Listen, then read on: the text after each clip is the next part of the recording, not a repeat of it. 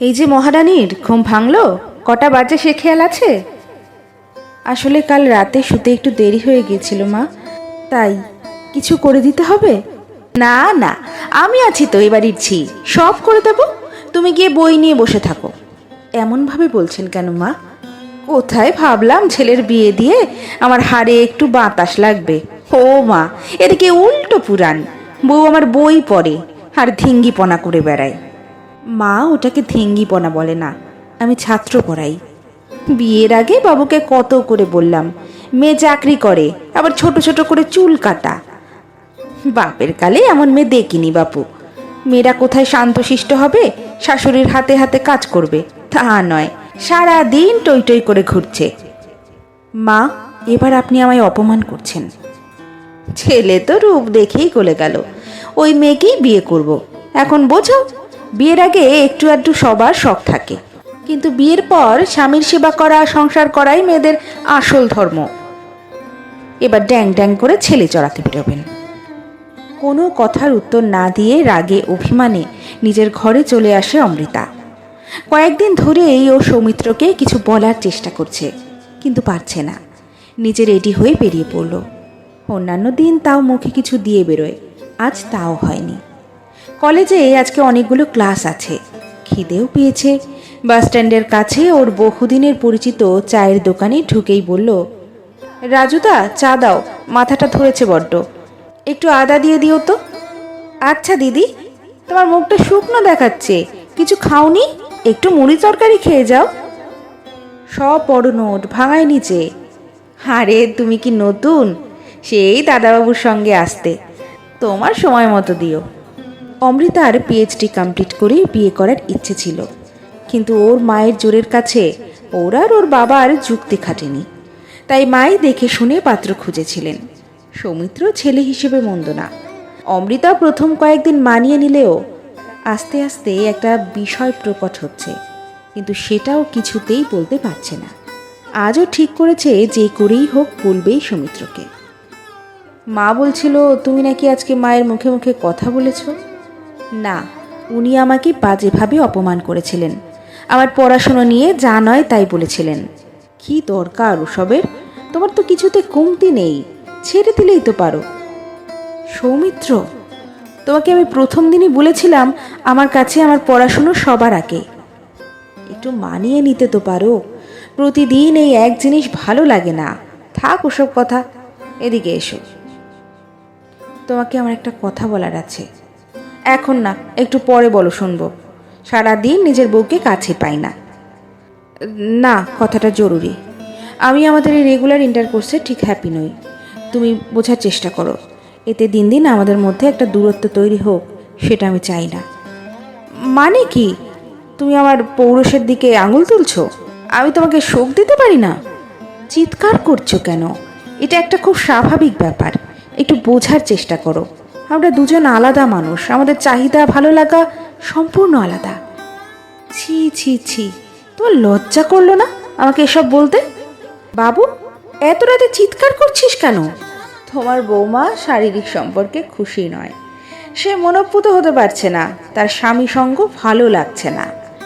এইসব কথা মুখে আনাও পাপ, মেয়েদের আবার চাহিদা ইচ্ছে কি এসব বিষয়? নষ্ট মেয়ে ছেলে একেবারে। তুই ওর বাবা মাকে কালই ডাক, সারা জীবন স্বামী যা দিয়েছে তাতেই সন্তুষ্ট থেকেছি। কি এসব কথা?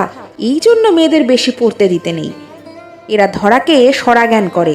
দেখ, বাইরে কারোর সাথে লটঘট করে বেড়ায় বোধহয়।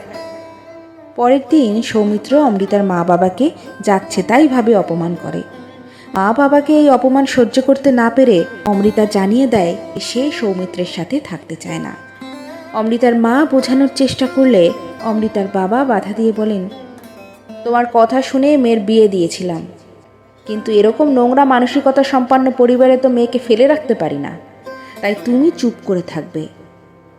মা, তুই চল। এক কাপড়ে বাড়ি থেকে বেরিয়ে আসে অমৃতা।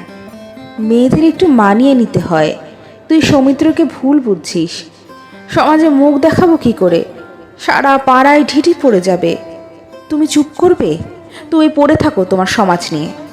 আমার জীবন আমি কিভাবে কাটাবো আমার উপর ছেড়ে দাও। সবার আগে আমার সম্মান, তারপর অন্য কিছু। অসুবিধা থাকলে বলো, অন্য কোথাও চলে যাচ্ছি, তাতে শান্তি পাবে তো। তোকে কোথাও যেতে হবে না মা, যে অপমান ওরা করেছে তাতে ওদের সাথে কোনো রকম সম্পর্ক না রাখাই ভালো। এবার নিজে যা ভালো বুঝবি করবি, আমি তোর পাশে আছি। বেশ কয়েক বছর পর। একটা চা হবে? এই নিন। হঠাৎ সৌমিত্র দেখতে পায় অমৃতা বসে আছে, আবার উদ্যত হয় অপমান করার জন্য। এখনো রাস্তায় রাস্তায় ঘুরে বেড়াও? এখনো কি মেয়ে দেখলেই নিজের ভেতরের পৌরুষ বেরিয়ে আসতে চায়, যে মায়ের আঁচলের তলায় থাকে? তোমার স্বভাব গেল না, বিয়ে থা করেছ? তোমাকে আর বিয়ে করবেও বা কে? যে স্বামীকে সম্মান দিতে জানে না, নষ্টামি করে, যে মানুষ হিসেবে সমাজে কলঙ্কিত, সে করে অন্যের বিচার। অন্যের বিষয়ে নাক গলানোর অভ্যাসও ছিল। বাহ, ভালো। হ্যাঁ, বিয়ে থা করেছি একজন সত্যিকারের পুরুষ মানুষকে, তোমাদের মতো সমাজের কিটকে না। হ্যাঁ, আমিও শান্তিতে আছি, ভাগ্যিস সঠিক সিদ্ধান্ত নিয়েছিলাম। তোমায় জিলের খানি টানায়নি, তোমার ভাগ্য ভালো। মানসিকতা বদলাও, পরে না হলে নিজের ছেলে মেয়েই অপমান করবে। তোমার মুরত জানা আছে, ওই তো কয়েকটা ছাত্র পড়াও। তোমাদের মতো নোংরা মানসিকতার মানুষগুলোর জন্যই সমাজ আজ কুলসিত। গঙ্গা স্নান করলে গঙ্গা দূষিত হবে। বাবা বাবা, আরে এটা তো সেই আন্টিটা। তুমি চেনো? তোমার মা কোথায়? হ্যাঁ, আমাদের স্কুলের ফাংশনে গেস্ট হিসেবে এসেছিল। কি সুন্দর কথা বলে, আমাদের সবাইকে বলেছে কোনো দিন পড়াশুনো ছাড়বে না, কেউ জোর করলেও না। আর মা বাইরে দাঁড়িয়ে আছে, তোমায় দেখে ছুটে এলাম।